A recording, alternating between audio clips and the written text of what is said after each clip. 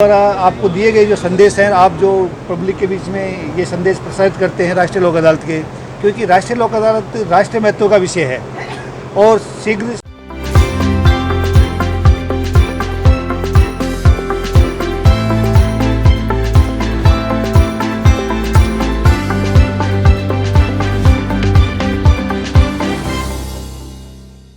आज इस वर्ष की द्वितीय राष्ट्रीय लोक अदालत है। जैसा कि आप ये देख रहे हो कि सब लोग ग्रामीण लोग हैं, जो बोरोवर हैं, जिन्होंने किसी न किसी तरह से लोन ले रखा है या अपना सेटलमेंट करना चाहते हैं, वो यहाँ पर राहत के लिए अवश्य पधारते हैं। और काफ़ी कुछ तक बैंक और फाइनेंस कंपनियाँ इनको काफ़ी कुछ रिबेट दे के राहत भी देती है। इसके अलावा पेंडिंग मामलों में और लिटिगेशन दोनों मामलों में, जैसा हम राष्ट्रीय लोक अदालत में हमेशा रखते हैं, विशेष तौर से कई बार होता यह है कि केवल मुकदमा रह जाता है, विवाद खत्म हो जाता है।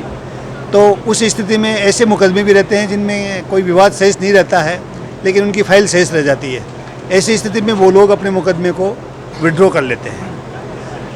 धन के मुकदमे जो राष्ट्रीय लोक अदालत में विशेष रूप से आते हैं, उनका सेटलमेंट होता है। वो एक ऐसी स्थिति है कि कई बार लोग अपनी विपन्न अवस्था की वजह से उसका मन और मस्तिष्क और उसका दिल है वो तो पैसे देने का होता है, लेकिन उसके पास पैसा नहीं होता है। लेकिन राष्ट्रीय लोक अदालत में उनको उनका जो सेटलमेंट होता है उनको किस्तों पर अदा किए जाने की भी हम प्रक्रिया अपनाते हैं।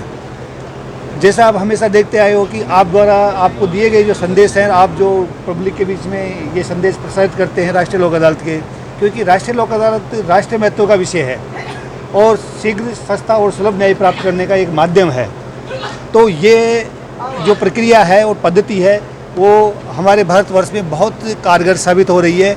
और दिनों दिन आपने शुरू से देखते आ रहे हो, हमेशा कवरेज करते आ रहे हो, लेकिन जिस प्रकार से लोगों की इसके प्रति आस्था बढ़ती जा रही है, इसके प्रति विश्वास बढ़ता जा रहा है, ये आगे और बढ़ेगा। धन्यवाद। सर, इसमें कितनी बेंचें लगाई गई और कौन से डिपार्टमेंट? पूरे ज़िले में हमने 23 बेंच लगाई है, जिसमें रेवेन्यू अदालतें भी है, हमारी बैंक भी शामिल हैं, फाइनेंस कंपनियां भी शामिल है, टाटा पावर वाले शामिल हैं, विद्युत कंपनियां हैं वो भी शामिल है। और हमारे जो पेंडिंग मुकदमे हैं, जिनमें कई प्रकार के मनी रिकवरी के मुकदमे, जैसे आर्बिट्रेशन के अवार्ड हैं, इजराई है, मनी रिकवरी के हैं, एनआई एक्ट के हैं, ये सारे मुकदमे इनमें देखते हैं। फैमिली कोर्ट को देखते हैं? हाँ, फैमिली कोर्ट भी इसमें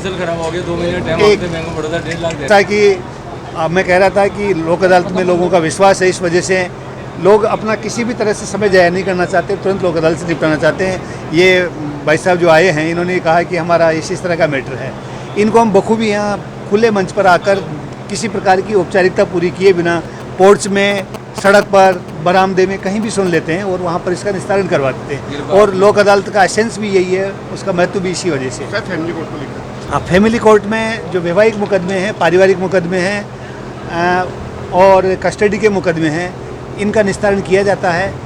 ये बंच ऑफ मुकदमे होते हैं फैमिली के, जैसे कि फैमिली कोर्ट के मुकदमे, जिसमें दहेज का मुकदमा भी चलता है, डोमेस्टिक वायलेंस का भी चलता है, डाइवोर्स का भी चलता है, रेस्ट्रिक्शन ऑफ कॉन्जुगल राइट्स का भी चलता है, इसके अलावा बच्चों के कस्टडी का भी चलता है, भरण पोषण का भी चलता है। तो ये मुकदमे, जैसा कि फैमिली कोर्ट में अगर एक मुकदमे का निस्तारण हो रहा है, इसका मतलब है कि वो 8-10 मुकदमों का एक साथ निस्तारण हो रहा है, जिसका फैमिली कोर्ट में तो मान लिया जाता है कि केवल एक मुकदमे का निस्तारण हुआ, लेकिन उसकी जो काफ़ी ब्रांचेज होती है उनका भी निस्तारण होता है। इस वजह से फैमिली कोर्ट में लोक अदालत का लोगों को बहुत व्यापक लाभ मिलता है।